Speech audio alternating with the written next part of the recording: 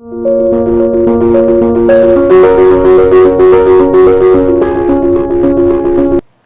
friends, I am Krunal and welcome back to the channel of your own Constitution for Life.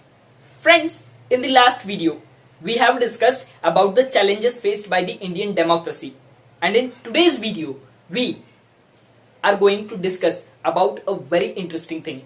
Friends, as we all know, there are certain constitutional functionaries or constitutional posts drafted to regulate the functions of legislature, executive and judiciary.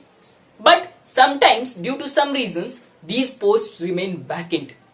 Majorly because of three reasons. And which are they? The first one, due to the death of the person on that constitutional post.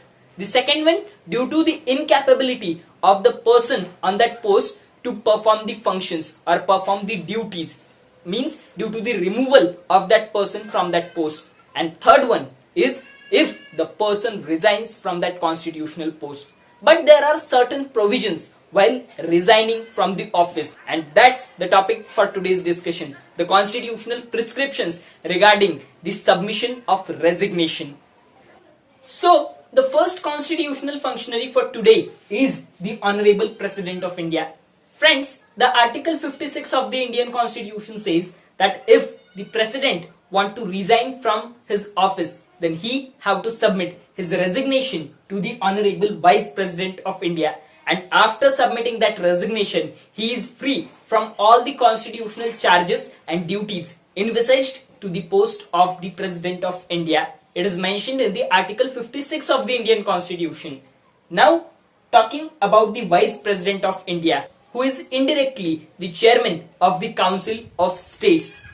Article 67 of the Indian Constitution says that the Vice President of India have to submit his resignation to the Honorable President of India. Means the President submits his resignation to the Vice President and the vice versa is also true. Now, talking about the Deputy Chairman of the Council of States. As we all know, the Vice President is indirectly the Chairman of the Council of States, and the provisions for the resignation of the Vice President, means the Chairman of the House of Council, are given in the Article 67. Talking about the Deputy Chairman of Council of States, if he want to resign from his post, then he have to submit his resignation to the Honorable Chairman of the Council of States under Article 90 of the Indian Constitution. Now, the Speaker of House of People means Lok Sabha. If the Speaker of Lok Sabha want to resign from his office, then the Article 94 of the Indian Constitution says that the Speaker of Lok Sabha have to submit his resignation to the Honorable Deputy Speaker under Article 94 of the Indian Constitution. And the vice versa is also true. Means if the Deputy Speaker of the Lok Sabha want to resign from his office, then he have to submit his resignation to the Honorable Speaker of the Lok Sabha. And it is also given in the Article 94 of the Indian Constitution. Next, it is the members of the Rajya Sabha. If any of the members of Rajya Sabha want to resign from his office, then his resignation must be submitted to the Honorable Chairman of Rajya Sabha, and the provisions for this resignation are given under Article 101 of the Indian Constitution. Talking about the members of the Lok Sabha, same is true about the members of Lok Sabha. They have to submit their resignation to the Honorable Speaker of Lok Sabha under the same Article 101. And now talking about the judges of the Supreme Court. If any of the judges of the Supreme Court want to resign from his post, then the resignation must be submitted to the Honorable President of India under the Article 124 of the Indian Constitution. Means Article 124 of the Indian Constitution includes all the necessary provisions for the submission of resignation of the judges of Supreme Court. Now let's discuss about the state legislature. The constitutional head of the state, who is a governor of that state. If the governor want to resign from his office, then he have to submit his resignation to the Honorable President of India. and the provisions for the resignation of a governor are mentioned in the Article 156 of the Indian Constitution. Now, in comparison with the Parliament, let's discuss about the state legislature. As like Lok Sabha, there is a state legislative assembly in the state legislature, and that's why the Speaker of State Legislative Assembly, if want to resign from his office, then his resignation must be submitted to the Deputy Speaker of the State Legislative Assembly under the Article 179 of the Indian Constitution.